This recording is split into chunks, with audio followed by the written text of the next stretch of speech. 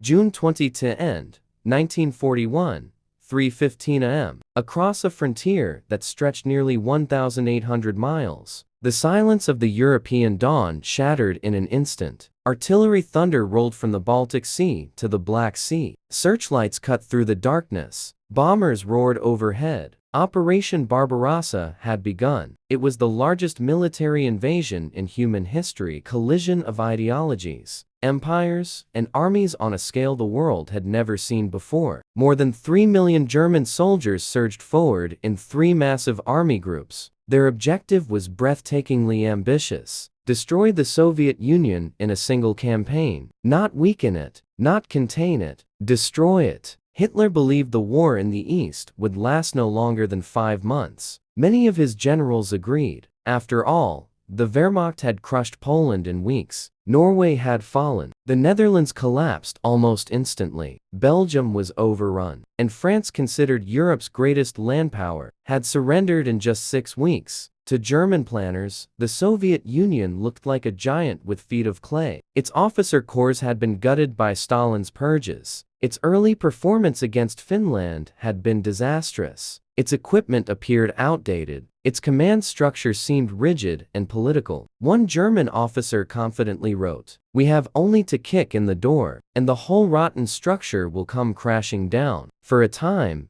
it seemed he was right. Lightning across the steppe. The opening weeks of Barbarossa stunned the world. German armored spearheads drove forward at terrifying speed, slicing through Soviet defenses and encircling entire armies. Near Minsk, over 300,000 Soviet troops were captured. At Smolensk, another massive pocket closed. Hundreds of thousands more prisoners marched into captivity. Columns of exhausted Soviet soldiers stretched to the horizon. German propaganda celebrated the victories as proof of racial and military superiority. Even cautious generals began to believe the campaign might end before autumn. But beneath the triumph, a quiet enemy was already gathering strength. Distance. Russia was not a country in the European sense. It was a continent disguised as a nation. German supply planners had calculated distances on maps. What they had not fully grasped was what those distances meant in reality. A panzer division could advance 40 miles in a day,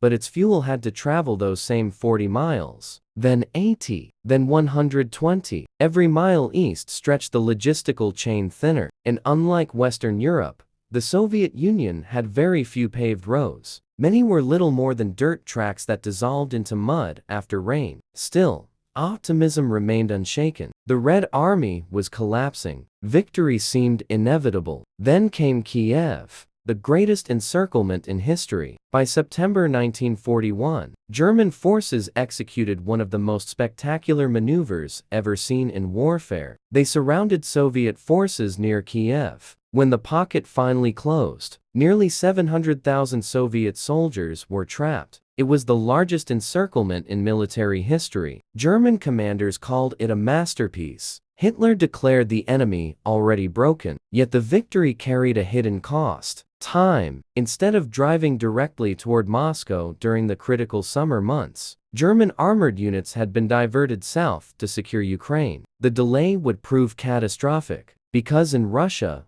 war was always a race against the seasons. And the seasons were turning. The first warning, Rasputitsa. In early October, the rains began. At first, they seemed harmless, merely inconvenient. Then the ground softened, roads dissolved, fields transformed into oceans of mud. The Russians had a word for it: Rasputitsa, the season without roads. Truck wheels spun uselessly, horses collapsed from exhaustion, artillery sank axle deep. Tanks bogged down until recovery crews simply abandoned them. A German transport officer wrote, "Vehicles move only with the strength of screaming engines and the prayers of their drivers." Entire supply convoys disappeared into the sludge. Fuel failed to reach the front. Ammunition ran short. Food grew scarce. Yet the order from above remained unchanged: advance. Moscow was now the primary objective. If the Soviet capital fell, many believed the entire system would collapse. Operation Typhoon, the final offensive toward Moscow, was launched in October. Initially, it succeeded. Another massive encirclement captured hundreds of thousands of Soviet troops. German soldiers could almost taste victory. Some patrols reported seeing the distant glow of Moscow's skyline. But Rasputitsa had only been the herald. Winter was coming. Confidence without preparation. Few German soldiers possessed winter clothing. Why would they? The campaign was never meant to last this long. Quartermasters had prioritized ammunition over cold weather gear. Factories had focused on tanks,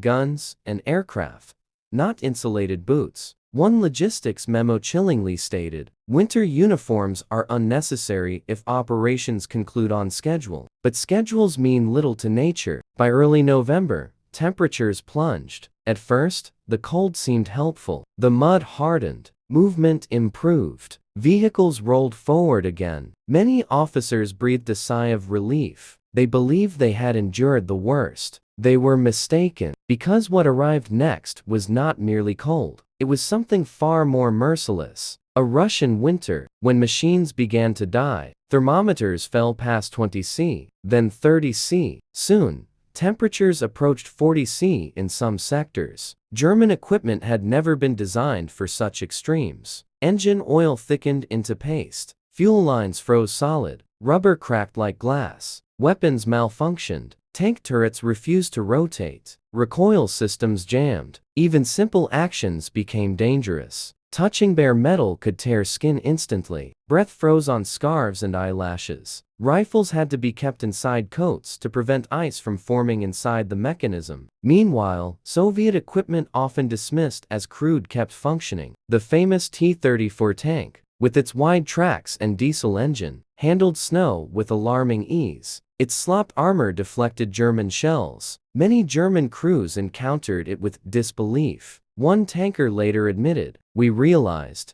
with growing dread, that our enemy had built a machine better suited to this war than our own. The human body vs -40 degrees. If the machine suffered, the men suffered more." German soldiers layered whatever they could find. Blankets, curtains, women's coats taken from abandoned villages, newspaper wrapped around legs, straw stuffed into boots. It was not enough. Frostbite spread silently. First numbness, then pain, then nothing at all. Medics worked without rest, amputating fingers and toes to prevent gangrene from spreading. Some divisions reported thousands of cold weather casualties in weeks. In certain units, frostbite rivaled combat losses. A field doctor wrote, "We were no longer fighting only the enemy. We were fighting temperature itself and losing." Sleep became lethal. Soldiers who drifted off without proper shelter sometimes never woke again. Sentries froze at their posts. Truck drivers died behind the wheel. Entire patrols vanished in blizzards. And still, the order remained. Hold position. Advance. Win. December 1 Street, 1941. The spires of Moscow were less than 40 miles away. On clear days, German reconnaissance. Pilots claimed they could see the outer industrial districts through breaks in the clouds. Patrol units reported distant railway lines feeding directly into the capital. Some artillery officers even wondered if their guns might soon be within range. After 5 months of relentless advance, it appeared the Wehrmacht stood on the threshold of its greatest victory. But the army that had reached the gates of Moscow was no longer the unstoppable force that crossed the Soviet border in June. It was exhausted. Divisions that once fielded 15,000 men were now reduced to half that number, sometimes less. Tanks had been lost not only to combat, but to mechanical failure, mud, and cold. Horses lay frozen along supply routes like grim mile markers pointing back toward the west. Yet Berlin demanded one final effort: capture Moscow,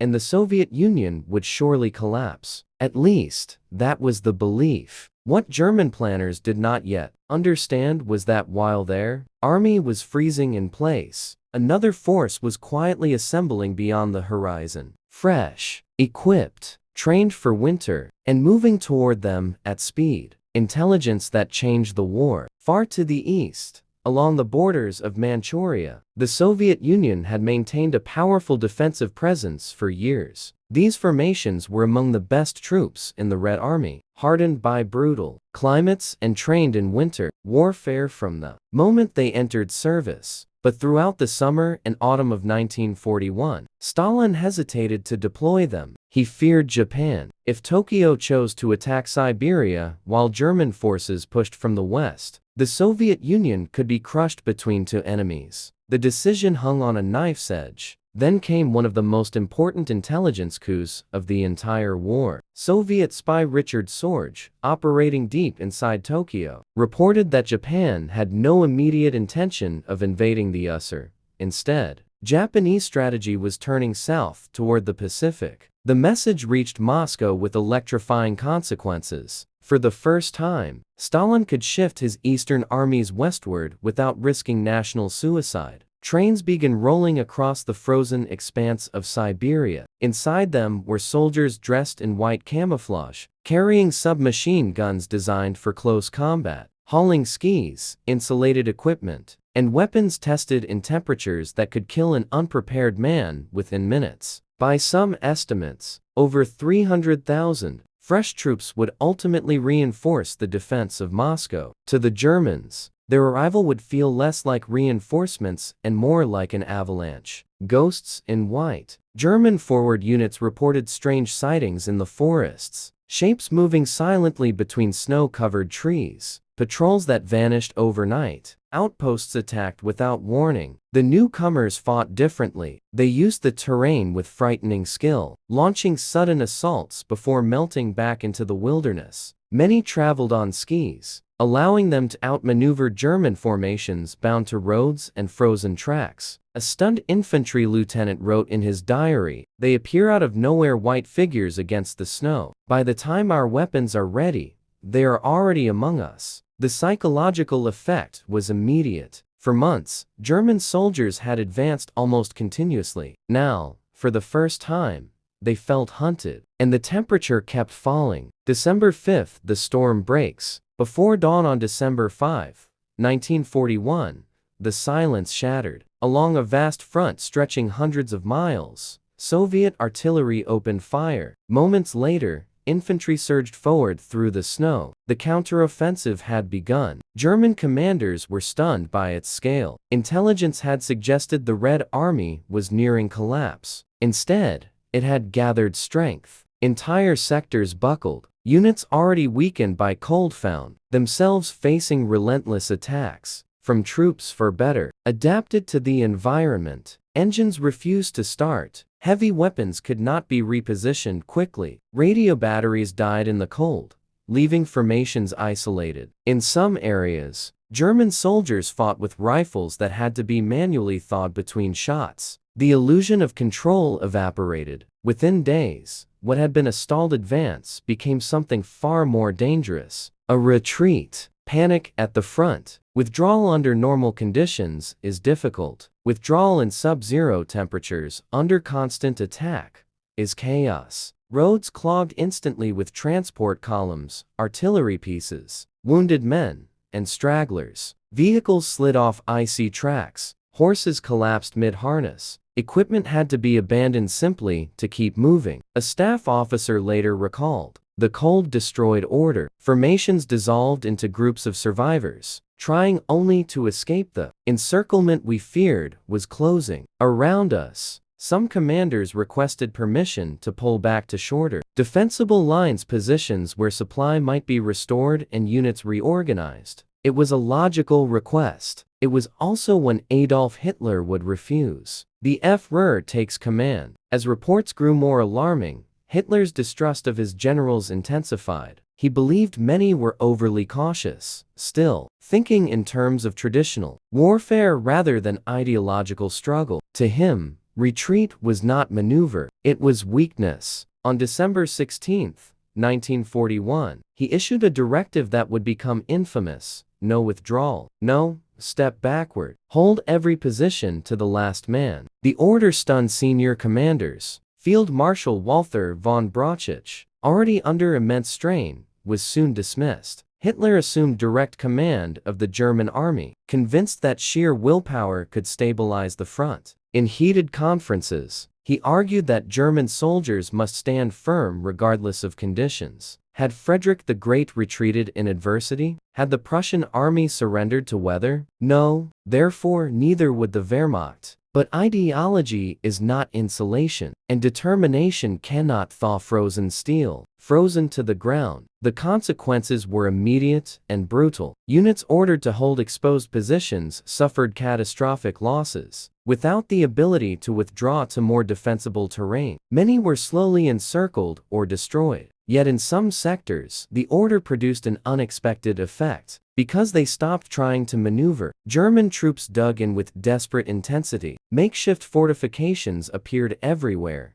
trenches carved into ice, weapons pits reinforced with timber torn from abandoned villages. Supply officers scoured rear areas for winter clothing, civilian coats, fur-lined boots. Anything that could preserve body heat was rushed forward. Gradually, resistance stiffened. The Soviet advance, though powerful, began to outrun its own logistics. Attacking troops faced their own shortages, their own exhaustion. By January, the front stabilized but at enormous cost. Germany had not been driven into total collapse, yet something irreversible had happened. The myth of the invincible blitzkrieg was dead. The end of the lightning war. Blitzkrieg depended on speed, coordination, and momentum. Winter erased all three. Tanks became static artillery. Aircraft struggled to operate from frozen airfields. Rapid breakthroughs gave way to grinding defensive battles. For the first time in the war, Germany faced a conflict it could not quickly win. A chilling realization spread through the officer corps. The Soviet Union would not fall in 1941, which meant the war would continue, perhaps for years. Germany, built for short campaigns, now confronted an industrial giant with vast manpower reserves and factories already relocating beyond the reach of German bombers. Time, the most decisive resource in modern war, had shifted sides. Soldiers without illusions. Letters home changed tone dramatically that winter. Gone were the confident predictions of victory. In their place appeared fatigue, disbelief, and growing dread. One corporal wrote, "We used to count the days forward. Now, we count only how many we have survived." Another confessed, "If this is what lies outside Moscow, what horrors await deeper in Russia?" Even hardened veterans sensed the turning tide. They had come as conquerors. Now, they fought simply to endure. Hitler's gamble. Historians still debate Hitler's stand-fast order. Some argue it prevented a catastrophic rout, forcing units to hold long enough for defensive lines to form. Others believe it condemned thousands unnecessarily, sacrificing flexibility for pride. The truth likely lies somewhere between. What is certain is this: the winter crisis transformed the character of the war in the East. No longer a campaign of rapid destruction, it became a brutal contest of endurance. 1. Germany was dangerously ill-prepared to wage. And as the snow continued to fall across the endless Russian plain, a grim question settled over the Wehrmacht. If this was only the first winter, January 1942, the eastern sky no longer promised victory, it promised survival. Across a frozen front stretching thousands of miles, the German army had stopped advancing. The lightning war that once terrified Europe was gone, buried somewhere beneath layers of snow and shattered machinery. Now, there was only stillness. Stillness. And the cold. But something far more dangerous than temperature was beginning to spread through the ranks. Not panic. Not yet. Something quieter. Doubt. When confidence begins to crack. 6 months earlier, German soldiers had marched into the Soviet Union with near religious belief in their superiority. They had seen entire enemy armies collapse. They had captured cities whose names few could previously pronounce. Every victory reinforced a simple narrative: Germany could not be stopped. But winter does not argue with ideology. It dismantles it. Slowly, methodically, without emotion. The front had stabilized,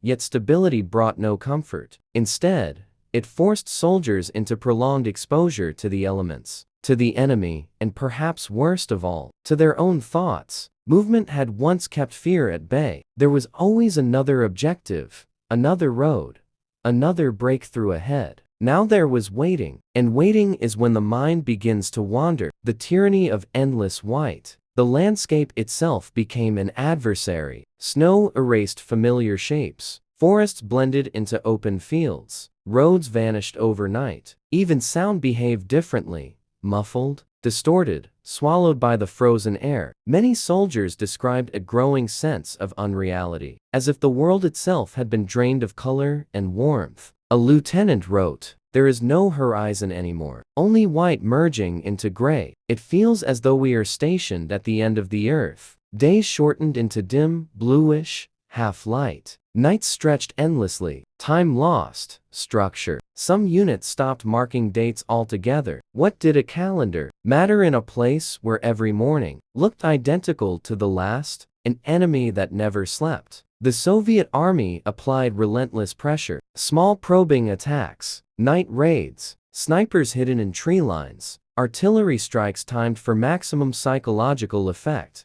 German troops could rarely relax even miles behind the front. Sleep became shallow, fragmented, and exhaustion is a silent saboteur. Decision-making slowed, reaction times dulled. Minor problems escalated into deadly mistakes. Veterans who had survived France and Poland found themselves unnerved by an opponent who seemed immune to hardship. The Red Army suffered terribly, but it kept coming, wave after wave, replacement after replacement. To many Germans, it began to feel less like fighting an army, and more like resisting a force of nature. Isolation. Letters from home took weeks to arrive if they arrived at all. When they did, they often spoke of a different universe. Warm kitchens, electric light, civilian routines, normal life. For the men at the front, such descriptions felt almost fictional. One soldier admitted, "I read my wife's letter 3 times. It might as well have been written from another planet." The psychological distance between front and homeland widened with every passing month, and with it came a dangerous realization. No quick return awaited them. Leadership under strain. German officers faced impossible demands.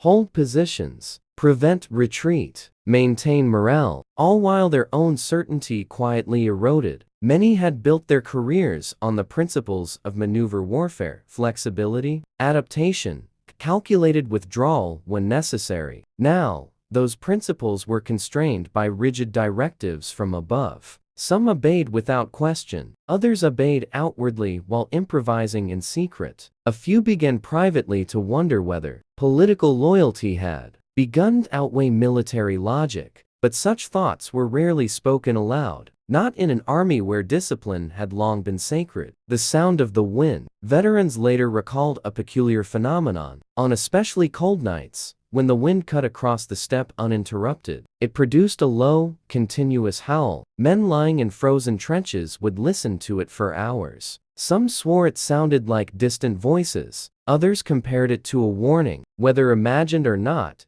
the effect was undeniable. The environment was no longer merely endured. It was experienced almost personally, as if the land itself rejected their presence. The moment soldiers stop believing, armies do not collapse only when they lose battles. They collapse when soldiers lose faith in the future. By early 1942, few in the Wehrmacht believed the war would end soon. Fewer still believed it would be easy. The transformation was subtle but profound. Confidence became professionalism. Professionalism became endurance. Endurance edged toward fatalism. A captain wrote in his journal, "We no longer ask when victory will come, only whether we will live to see spring." Yet even in this psychological winter, cohesion held. Training mattered. Discipline mattered. Comradeship mattered most of all. Men fought not for grand strategy, but for the soldier beside them. And sometimes, that is enough to keep an army standing. Cracks in the myth. For years, the German military had cultivated an aura of unstoppable efficiency. Now rumors circulated quietly through the ranks. Factories struggling to replace losses. Supply shortages worsening. The Soviet industry relocating beyond reach. Fresh enemy armies forming deeper in the interior. None of this appeared in official communiques. But soldiers are experts at reading between lines. They noticed what was no longer promised. Quick victory, certain triumph,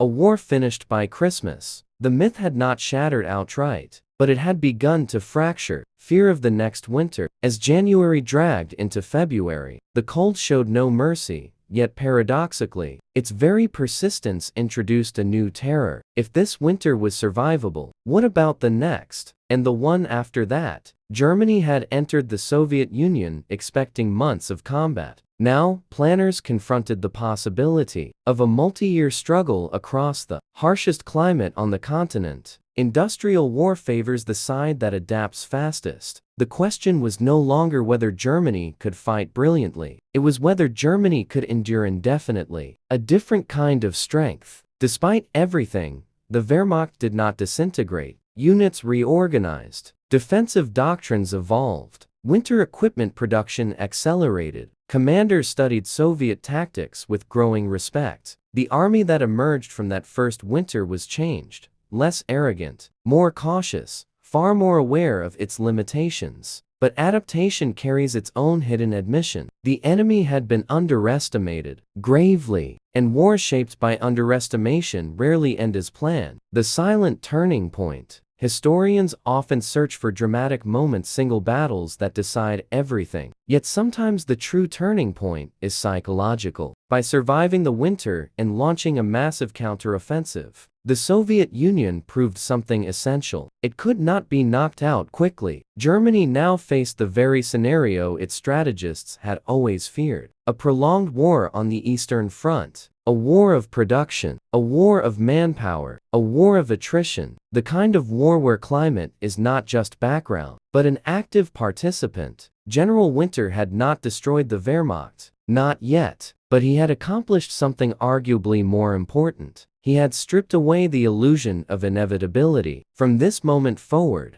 victory was no longer assumed. It would have to be fought for inch by frozen inch, and the cost would be staggering. By the spring of 1942, one truth had become impossible to ignore. Operation Barbarossa, conceived as the fastest and most decisive campaign in modern military history, had failed. The Soviet Union still stood. Its armies were battered, but rebuilding. Its factories were producing at astonishing speed. Its leadership, once stunned, had adapted. Germany, meanwhile, faced a war it had never truly prepared to fight. But contrary to popular belief, winter alone did not defeat Barbarossa. Winter exposed the weaknesses. The failure had begun months earlier, in assumptions, in planning rooms, and in a dangerous culture of overconfidence. To understand why the invasion collapsed, one must look beyond the snow and into the decisions that shaped the campaign from the very beginning. The fatal assumption. Every grand strategy rests on a prediction. For Barbarossa, that prediction was breathtakingly simple. The Soviet Union would collapse within 5 months. German planners believed the Red Army would be destroyed near the border. Once its frontline forces were encircled, organized resistance would dissolve. It seemed logical. After all, early operations had produced casualties on a scale almost unimaginable. Millions of Soviet soldiers were killed, wounded, or captured in 1941 alone. And yet, the Soviet state did not break. What German intelligence failed to grasp was the depth of Soviet reserves. The USSR was not merely defending territory, it was mobilizing an entire civilization. New armies appeared seemingly from nowhere. Divisions formed in the interior, trained rapidly, and sent west. Equipment rolled off factory lines relocated far beyond the Ural Mountains, safely out of German bomber range. Germany had planned for the destruction of an army. Instead, it encountered the resilience of a continent. Logistics. The war behind the war. Amateurs study tactics. Professionals study logistics. From the very first weeks, Barbarossa suffered from a problem no battlefield brilliance could solve. Distance. German supply lines stretched hundreds, then thousands of miles. Every bullet, every ration, every drop of fuel had to travel across terrain that seemed determined to resist movement. Railroads posed a critical challenge. Soviet tracks used a broader gauge than those in Western Europe, forcing German engineers to painstakingly convert captured lines before they could be used. It was slow, laborious work. Meanwhile, trucks were out at alarming rates. Spare parts ran short. Horses still responsible for hauling a vast portion of German supplies died by the tens of thousands. Fuel became precious. Sometimes panzer divisions halted not because of enemy fire, but because their tanks were empty. A general later summarized the campaign with brutal clarity. "We advanced as far as our gasoline allowed, and not 1 mile farther." Speed had been Germany's greatest weapon. Now logistics quietly stole it away. Too many objectives. Originally, the road to Moscow appeared central. The Soviet capital was a political symbol, a transportation hub, and the nerve center of national command. Its fall might have triggered systemic collapse, but strategy began to drift. Hitler increasingly viewed Ukraine's agricultural wealth and the Caucasus oil fields as more valuable than Moscow itself. Economic targets competed with military priorities. Panzer groups were redirected south, then north, then south again. Each shift consumed precious weeks that could never be recovered. German commanders argued fiercely for concentration, a single, decisive thrust. Instead, the invasion fractured into multiple massive drives across an enormous front. Success requires focus. Barbarossa began to lose it. Hitler vs. his generals. At the heart of the campaign lay a growing tension between political conviction and professional military judgment. Hitler had long distrusted traditional officer thinking. Early victories only reinforced his confidence in his own instincts. When generals urged tactical withdrawals to preserve combat power, he often interpreted the suggestion as weakness. When they requested operational flexibility, he saw hesitation. Gradually, decision-making centralized around one man. This produced moments of ruthless determination, but also dangerous rigidity. War is fluid. Plans must adapt. Yet as conditions deteriorated,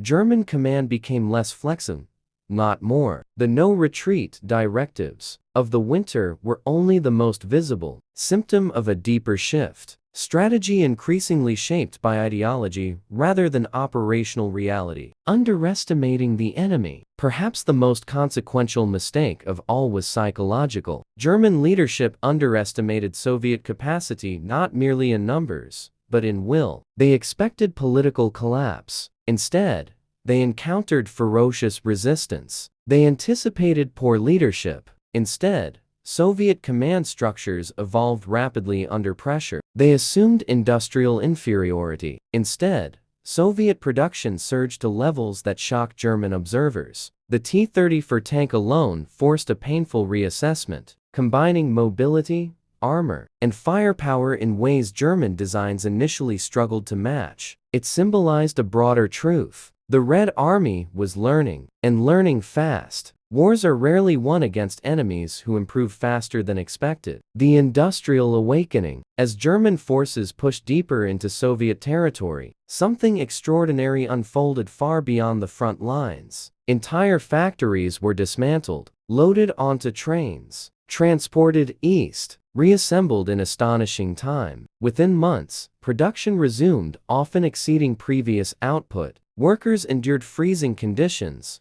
long shifts, and minimal comfort. But the machinery of war did not stop. Germany had hoped to cripple Soviet industry through rapid conquest. Instead, it triggered one of the greatest industrial relocations in history. By 1942, the balance was shifting. This was no longer simply a clash of armies. It was a contest of production, and in such contests, endurance often outweighs early brilliance. Climate was always a combatant. German planners knew Russia had harsh winters. What they failed to do was plan for fighting through one. Cold weather gear was insufficient. Equipment lacked proper winterization. Lubricants froze. Weapons malfunctioned. Meanwhile, Soviet forces, though suffering terribly themselves, were far better prepared for extreme conditions. Winter did not suddenly appear as an unforeseeable catastrophe. It arrived exactly on schedule. The true error was assuming the war would be finished before it mattered. In strategy,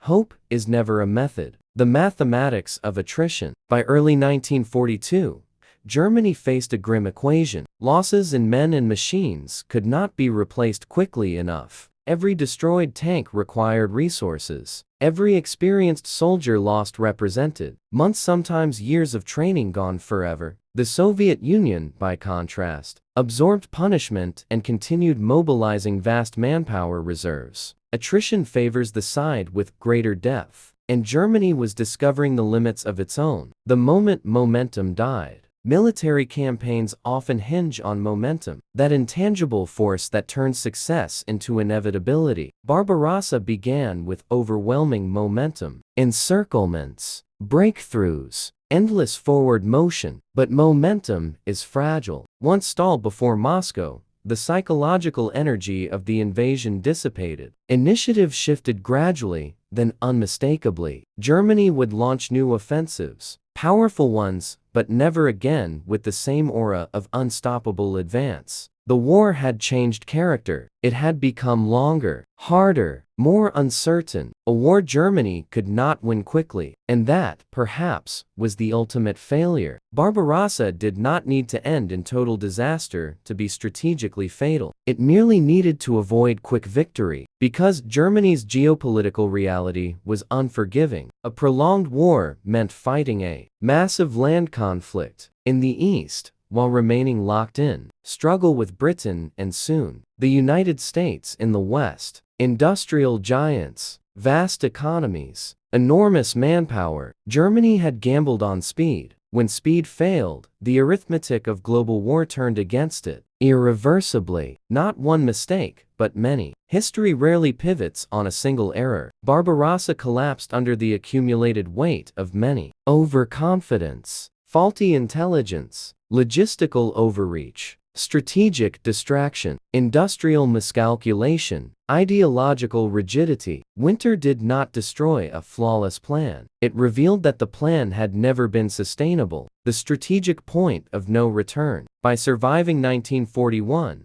the Soviet Union crossed an invisible threshold. From that moment forward, total German victory became increasingly improbable. The Eastern War would grind on for nearly 4 more years, consuming resources, manpower, and strategic attention on a colossal scale. Many German officers sensed it, even if they dared not say it aloud. The invasion meant to secure Germany's future had instead locked it into a conflict of exhaustion, and exhaustion is a battle even the strongest armies struggle to win. General Winter had been only the opening act. What followed would be even more devastating, because the next phase of the war would not merely test Germany's endurance, it would begin to break it. In war, there are moments that historians later circle in red ink, moments when outcomes do not immediately change, but destinies do. The winter of 1941 to 1942 was one of those moments. Germany did not collapse outside Moscow. Its armies did not disintegrate. Its banners still flew across enormous conquered territories. And yet, something fundamental had shifted. The myth of German invincibility, carefully constructed through years of lightning victories, had been shattered in the snow. For the first time in the war, the Wehrmacht had been stopped. Not delayed, not redirected, stopped. And once momentum in war is lost, it is rarely recovered in its original form. The psychological earthquake. The importance of Moscow was never purely geographic. It was psychological. For nearly a decade, Nazi propaganda had portrayed Germany's military as unstoppable, a modern force rewriting the rules of warfare. Poland had fallen in weeks, France, in mere days. The Balkans almost effortlessly. Even seasoned observers had begun to wonder whether blitzkrieg represented a new, unbeatable form of combat. Then came the Soviet counter-offensive. German soldiers who had marched thousands of miles forward were suddenly digging defensive positions, retreating under pressure, watching elite formations bleed strength. Letters home began to change tone. Confidence gave way to exhaustion. Certainty softened into doubt. One infantry lieutenant wrote in January 1942, "We are no longer advancing toward victory. We are fighting simply to survive the winter." It was a subtle shift, but a profound one. Armies fight differently when they believe history is carrying them forward. They fight very differently when they suspect it is not. A signal heard around the world. Germany was not the only nation watching the Eastern Front. In London,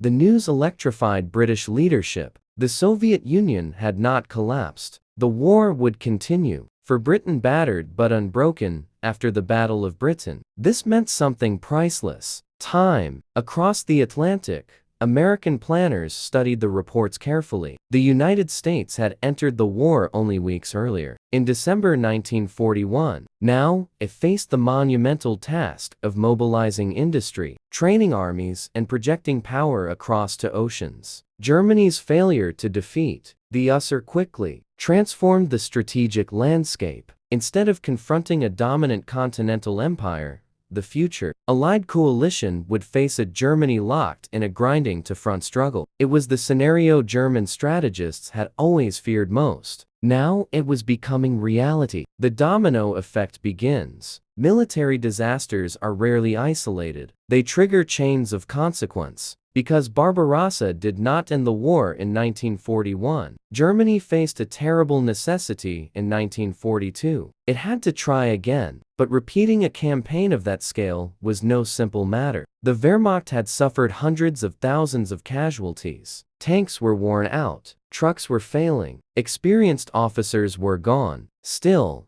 the regime demanded renewed offensive action. Hitler turned his gaze south. If Moscow had not fallen, perhaps economic strangulation would succeed. The new objective was breathtaking in ambition: seize the oil fields of the Caucasus, capture Stalingrad, cut the Soviet Union's vital arteries. On maps, the plan appeared bold. In reality, it stretched German capabilities to the breaking point. The illusion of recovery. During the spring and early summer of 1942, German forces regained operational momentum. Advances resumed. Territory fell once more. To some observers, it seemed the winter had been only a temporary interruption. But appearances deceived. The Wehrmacht of 1942 was not the Wehrmacht of 1941. It was thinner, more fragile, less capable of absorbing shocks. Germany was now fighting a war of replacement and losing it. Every destroyed vehicle was harder to replace. Every veteran soldier lost was irreplaceable experience. Meanwhile, Soviet production surged with relentless rhythm. Factories beyond the Urals poured out tanks, artillery, and aircraft in staggering quantities. The balance was shifting, not always visibly on maps, but unmistakably in the mathematics of war. Toward the Volga, the road to Stalingrad began,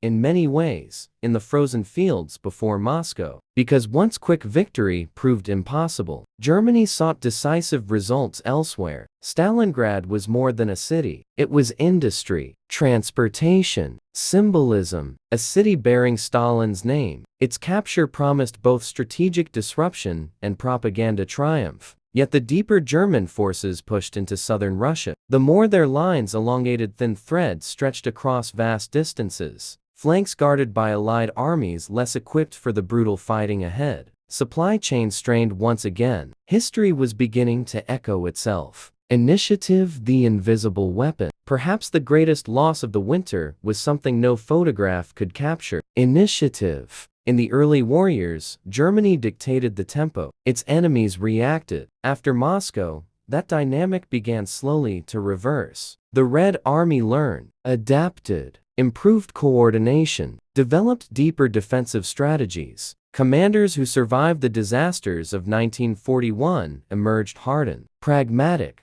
and increasingly skilled. From this point forward, Germany would still launch offensives, but it would no longer control the war with the same effortless authority. And once initiative slips away, reclaiming it becomes one of the hardest tasks in warfare. Stalingrad, the shadow of winter. When the German Sixth Army entered Stalingrad in late summer 1942, many believed victory was within reach. Street by street, building by building, the city was reduced to rubble. But rubble favors the defender. Soviet resistance stiffened into something immovable. Then in November, the Red Army struck. Operation Uranus. A massive encirclement. German forces, overextended and exposed, suddenly found themselves trapped. The parallels to Moscow were unmistakable. Overconfidence, distance, underestimated reserves. And once again, winter approached. This time, it would not merely stall an advance, it would help seal an army's fate. When the Sixth Army surrendered in February 1943, the world understood what Moscow had first suggested. Germany could be defeated. The war of production. Beyond the drama of battle lay a quieter but decisive contest. Factories versus factories. Shipyards versus shipyards. Assembly lines versus assembly lines. The Soviet Union, fueled by relocation and ruthless mobilization, was producing weapons at a pace Germany struggled to match. The United States,